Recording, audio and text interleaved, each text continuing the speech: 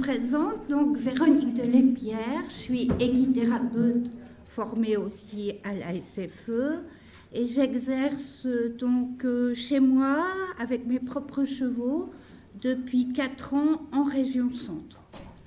Donc je vais vous parler de la pleine conscience que j'utilise en équithérapie, donc au sein de mon entreprise qui s'appelle Cavalcade. Alors d'abord, quelques petites définitions. C'est quoi la pleine conscience? Donc, c'est John Kabat-Zinn qui est toujours professeur de médecine aux États-Unis et qui a mis au point dans les années 70 la méthode de réduction du stress basée sur la pleine conscience pour des personnes qui souffraient de cancer et de douleurs chroniques. Donc pour lui, la pleine conscience, ou mindfulness en anglais, ça signifie diriger son attention d'une certaine manière, c'est-à-dire délibérément, au moment voulu et sans jugement de valeur. Ça, c'est très important. Alors pour compléter cette définition, on peut dire que les différentes études en psychologie cognitive ont montré qu'il y avait une interaction permanente, très souvent automatique et inconsciente, entre les pensées, les émotions avec les sensations physiques associées, les comportements et aussi les perceptions. Je vais prendre un exemple. Pour ceux qui sont conducteurs, il vous est probablement arrivé de décider, par exemple, le soir en rentrant chez vous après le boulot, d'aller déposer un paquet quelque part. Et puis, quand vous conduisez, vous rêvassez, vous réfléchissez, voire vous ruminez si vous avez des problèmes émotionnels. Et puis, tout d'un coup, vous arrivez chez vous, vous vous apercevez que le paquet est toujours là. En fait, vous avez fonctionné en pilote automatique. La force de l'habitude vous a fait emprunter votre itinéraire journalier et puis vous êtes rentré chez vous sans avoir fait ce que vous comptiez faire. Donc ici, c'est vraiment l'interaction entre vos pensées automatiques et les comportements qui est en jeu. Un deuxième exemple qu'on peut prendre, vous vous levez le matin pour montrer aussi que cette interaction, elle est permanente et elle a lieu même quand vous dormez. Vous vous levez le matin avec un vague sentiment de malaise, d'angoisse, de tristesse diffuse. Dans le temps, on aurait dit qu'on s'était levé du pied gauche. Donc, en fait, il est probable que ces sensations physiques désagréables soient liées au dernier rêve que vous avez fait avant le réveil. Souvent, vous ne vous en souvenez plus consciemment, mais votre corps, en fait, en est encore imprégné. Et donc, immédiatement, votre esprit va essayer d'interpréter ces sensations physiques désagréables et il va rechercher dans l'environnement tout ce qui pourrait confirmer et expliquer cette sensation désagréable. Et cette émotion désagréable met comme un filtre sur vos perceptions. Dans le temps, pareil, quand on est gai, on voit la vie en rose, quand on est déprimé, c'est plutôt gris, quand on est en colère, c'est plutôt rouge. Donc là, c'est un filtre coloré, mais en fait, on a un filtre qui fait qu'on va sélectionner dans l'environnement tous les événements ou tout ce qu'on perçoit susceptible de confirmer cette humeur. Et donc, forcément, quand on cherche, on trouve et on va ne pas voir tout ce qui pourrait contredire l'humeur du moment. Donc, les petites choses comme le rayon de soleil qui réchauffe notre corps, l'odeur du café, etc. Donc, en fait, ici, c'est vraiment l'interaction entre les sensations physiques, les émotions et les perceptions de l'environnement qui est en jeu.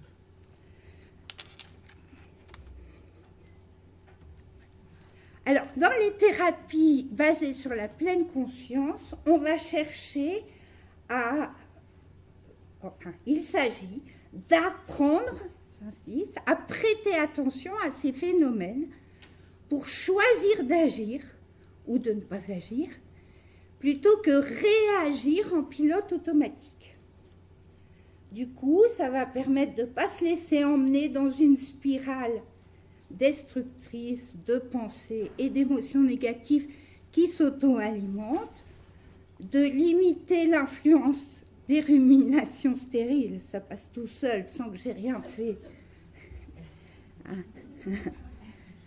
Cela va permettre de ne pas laisser, donc de limiter aussi l'influence des ruminations stériles relatives au passé, donc les regrets et les remords qu'on trouve, ces ruminations sont souvent liées aux états dépressifs, ou au futur, qui sont les anticipations anxieuses, donc plutôt ces ruminations qui sont plutôt liées aux pathologies anxieuses, on va dire.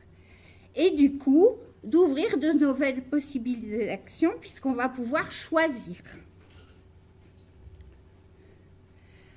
Alors, en fait, il s'agit d'apprendre toujours à passer plus souvent du mode faire, c'est un mode, le mode résolution de problème. En fait, quand on a quelque chose qui ne va pas, on essaie de résoudre le problème, donc d'agir sur le problème. C'est un peu notre culture et la façon dont on a été éduqué qui nous fait réagir comme ça.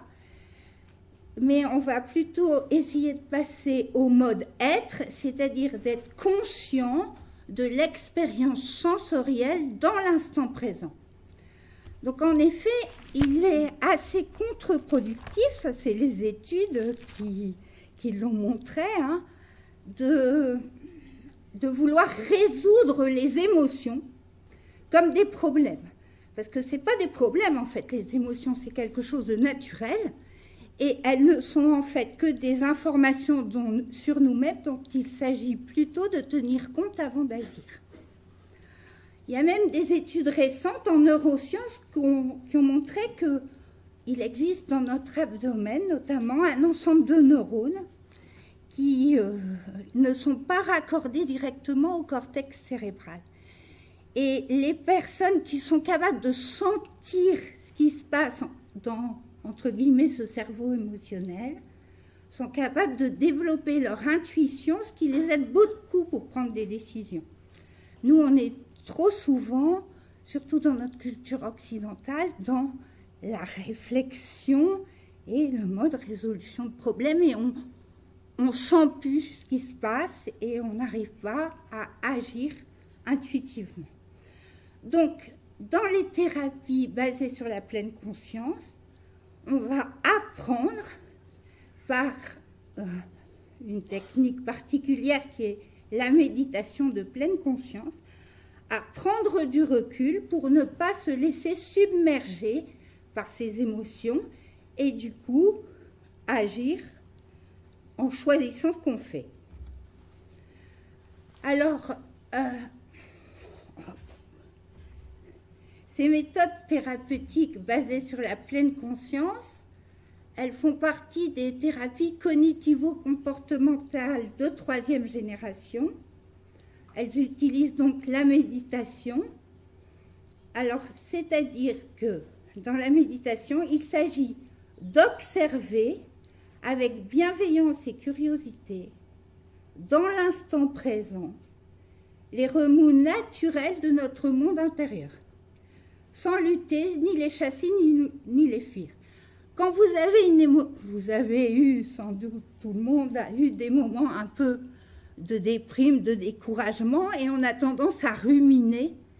Donc ça, c'est les remous naturels de notre monde intérieur. Et comme c'est désagréable, eh ben, on cherche souvent à chasser ces pensées. Or, ça revient tout le temps comme un boomerang quand elles sont fortes. Quand c'est des pensées négatives ou des émotions négatives de faible intensité, on peut se distraire en faisant quelque chose de gai, en regardant un film. Mais quand c'est vraiment fort, de toute façon, ça revient toujours comme un boomerang.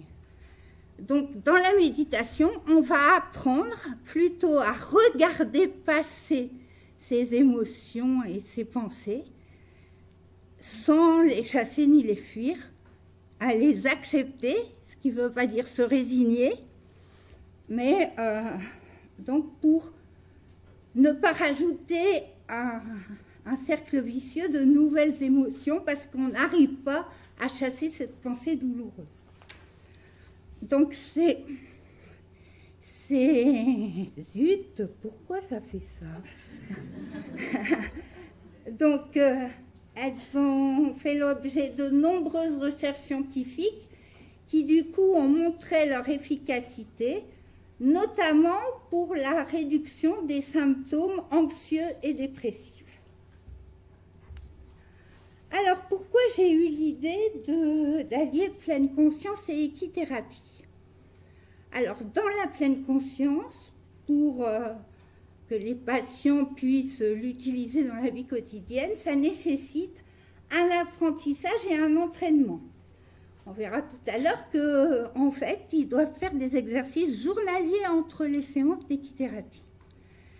Or, l'utilisation du cheval entraîne une plus forte motivation à s'engager et à s'impliquer dans la thérapie psychique, ce qui fait qu'ils pratiquent plus facilement les exercices journaliers à la maison.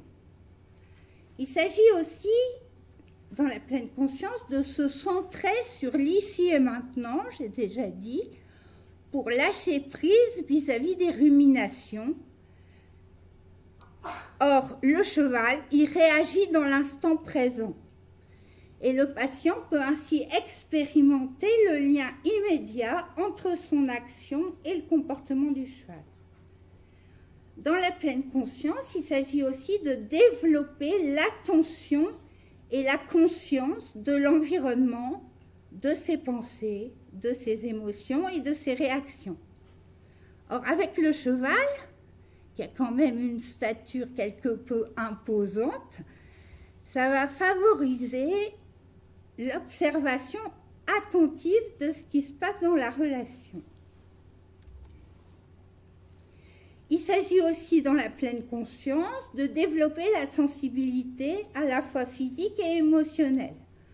Or, en équithérapie, les sensations corporelles qui sont induites par le contact avec le cheval sont plus intenses que dans les situations habituelles et du coup, elles sont perçues plus facilement.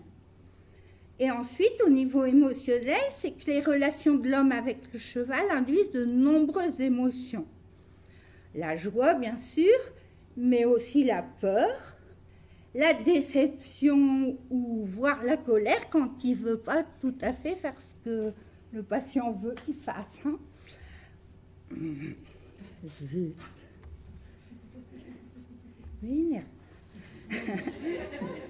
Donc, en aidant le patient à se rendre compte de l'état émotionnel du patient, l'apprentissage du cheval et de son propre état émotionnel, l'apprentissage de la méthode va être facilité.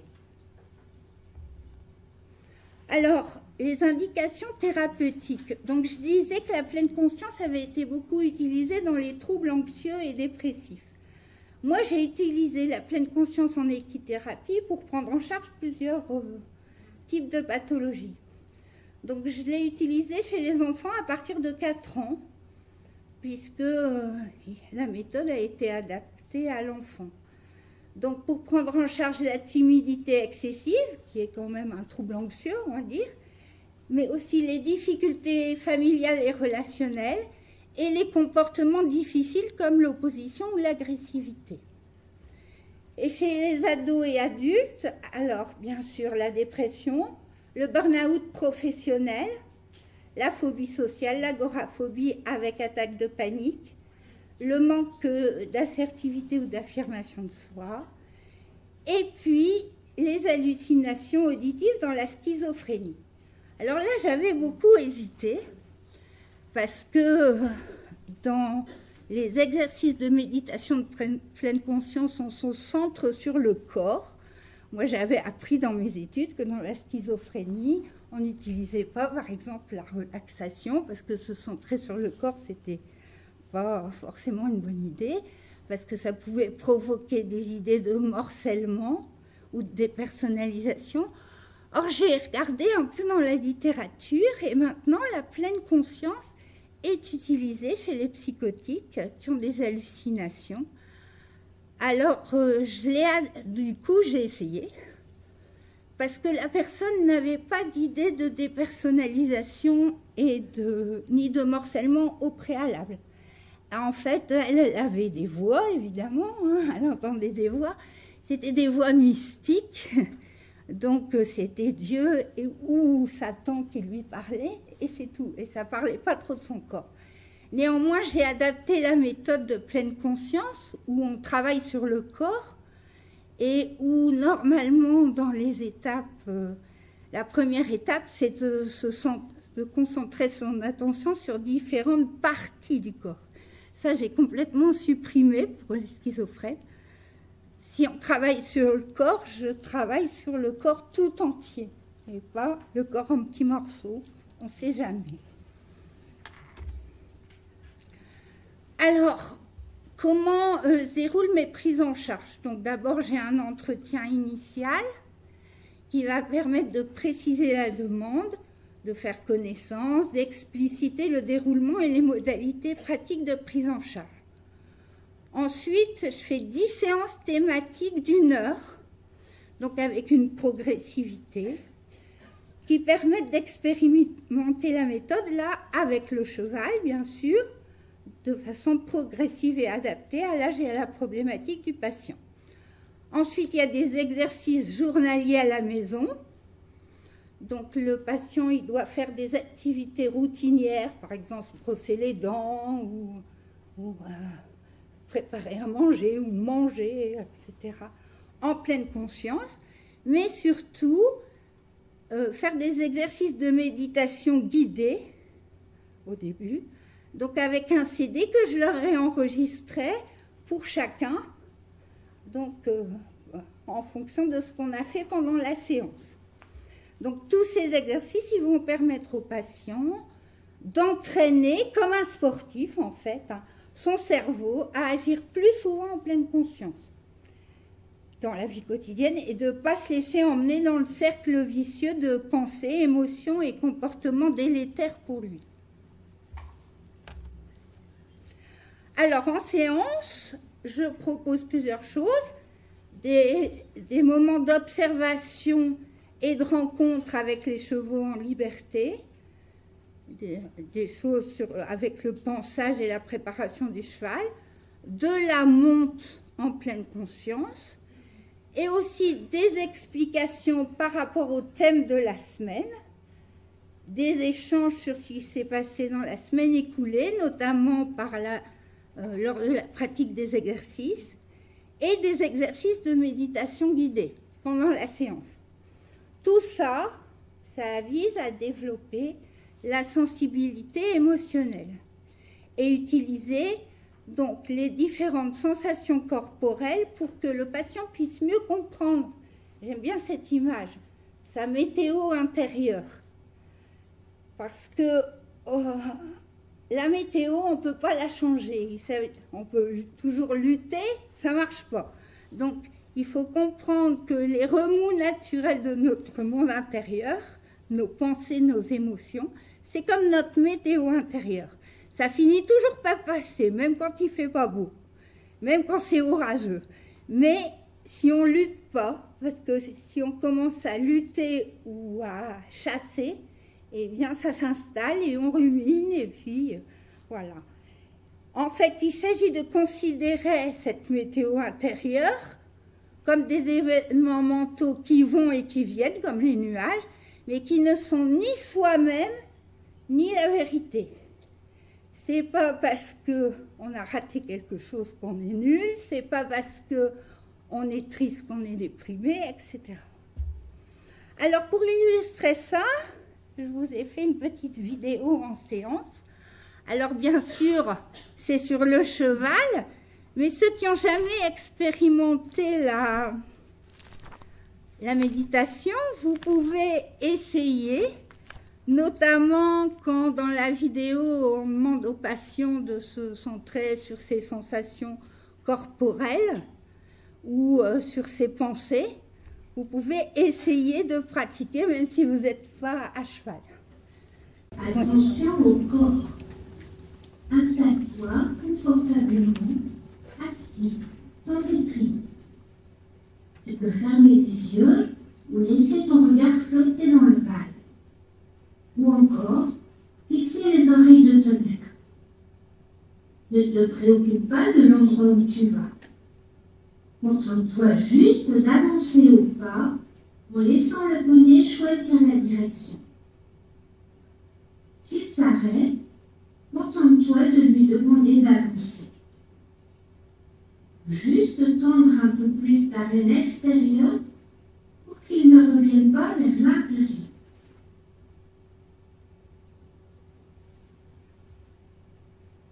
Amène ton attention sur ta posture. Explore les sensations de contact entre ton corps et le poney. Sens le contact de tes fesses avec le dos de tonnerre. Sens la chaleur, le mouvement de son pas.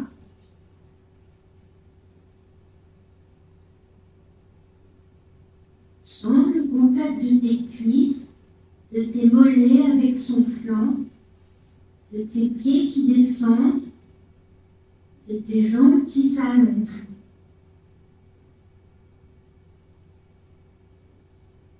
Sens le contact de tes mains avec les rênes ou sur les poignets. Ne juge pas si c'est agréable ou non, si tu fais bien ou mal. Ce que tu ressens, c'est ce que tu ressens. C'est là, c'est tout. Ne fais pas d'effort, laisse-toi aller et sens. Si ton attention s'échappe, quitte ta posture pour partir dans des pensées, des idées. Pour l'instant, contente-toi de le remarquer et sans te faire de reproche, reviens à ton corps.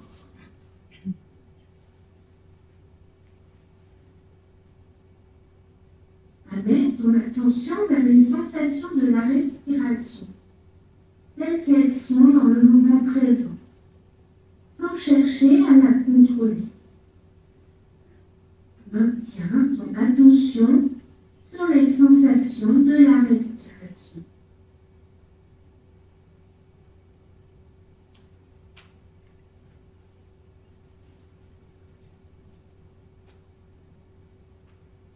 À présent, élargis ton attention à tout le corps.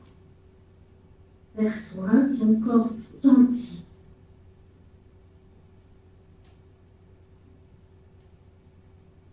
Tiens ton attention sur le corps tout entier avec les sensations de la respiration. Attention au corps. Sensations de contact avec ton nez.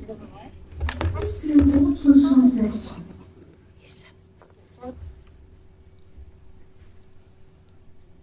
Inévitablement, ton attention va s'éloigner de ton corps, vers des pensées, des idées, des sons. Rappelle-toi que c'est normal, que c'est ainsi que l'attention fonctionne.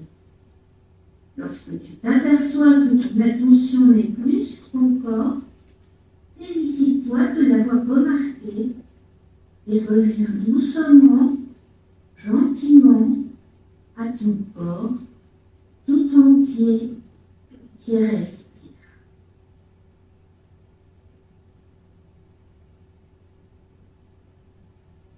Et si ton esprit s'évade 10 fois, 100 fois, dès que tu le remarques, dis-toi que c'est exactement cela la pleine conscience. Remarquez comment fonctionne ton esprit. Remarquez qu'il n'arrête pas de t'emmener dans des directions que tu n'as pas choisies. Tout le monde a la même difficulté.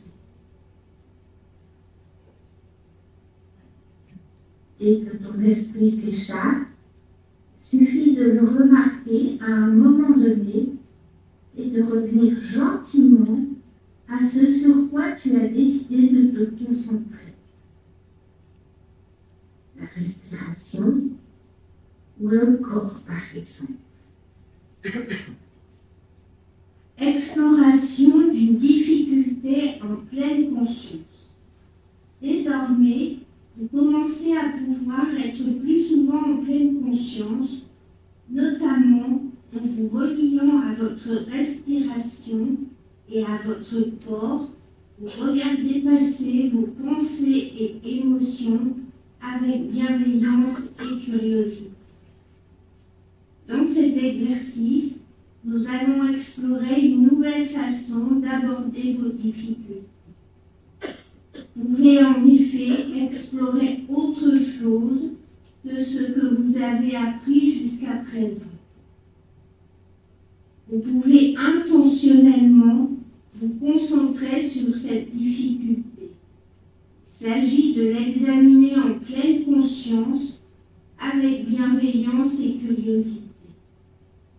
Cela va vous permettre de changer votre rapport à cette difficulté, de prendre du recul pour ne plus réagir avec agacement, angoisse ou détresse. Il ne s'agit pas de nier ou de chasser cette difficulté, mais de l'explorer en pleine conscience. Vous pourrez alors observer que son pouvoir de déstabilisation va progressivement diminuer. Faites venir à votre esprit une difficulté, un épisode de votre vie récent ou plus ancien qui vous a causé du désagrément.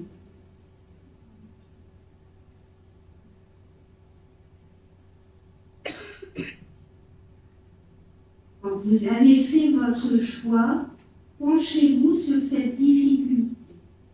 Laissez-la reposer dans votre esprit en pleine lumière. Concentrez-vous sur la difficulté en question. Remémorez-vous les détails.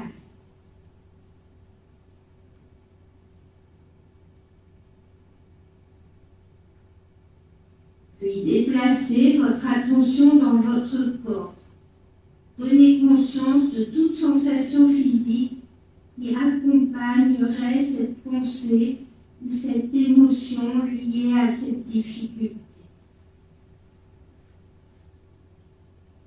Déplacez délibérément votre attention vers la partie du corps où ces sensations sont les plus fortes.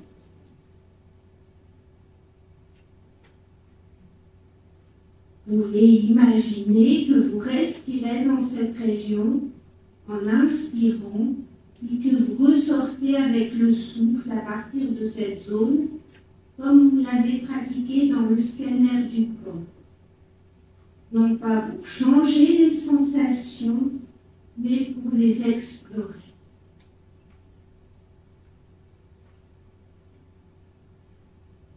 Remarquez votre manière de réagir à tout ce qui surgit et accueillez ces réactions dans une pleine conscience vaste et bienveillante.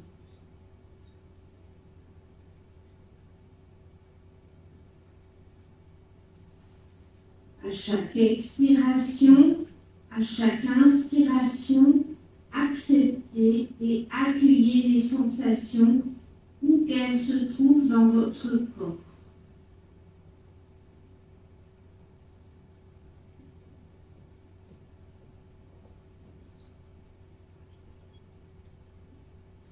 Et vous remarquez que les sensations s'estompent, vous pouvez choisir soit de revenir à la respiration, soit de recommencer en abordant de nouveau cette difficulté ou une autre.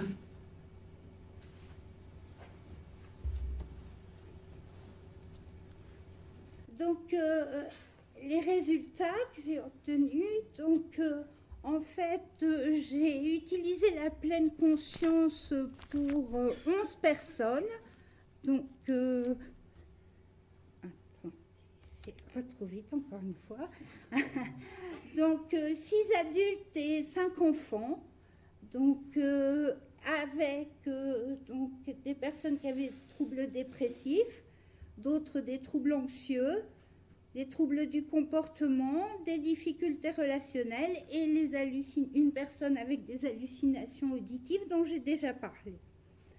Alors, à chaque fois, aux patients, à la fin de la prise en charge, je leur fais remplir un questionnaire aux patients ou à leurs tuteurs, parents, etc. Et j'envoie à nouveau un questionnaire au bout de 6 mois parce que quelquefois, à la fin de la prise en charge, tout n'est pas encore remis en place, mais que s'ils continuent à pratiquer chez eux, eh bien, ça change. Donc, en tout cas, sur les 11 patients, il y en a 6 qui se sont montrés très satisfaits, 3 satisfaits et une seule non satisfaite. Il faut dire que c'était une dame qui a été très peu assidue à la fois aux séances. Elle souffrait de troubles agoraphobiques. En fait, donc des fois elle ne venait pas. Donc elle était très peu assidue, mais en plus elle a été très peu assidue aussi aux pratiques des exercices à la maison. Alors, à la fin, donc j'ai regardé le statut de la difficulté initiale pour laquelle on m'avait consulté. Donc en marron, c'est à la fin de la prise en charge et en vert, c'est 6 mois après. Donc le premier, c'est la difficulté a complètement disparu. Donc il n'y en avait qu'un juste à la fin des 10 séances, mais 6 mois après, 5 de plus.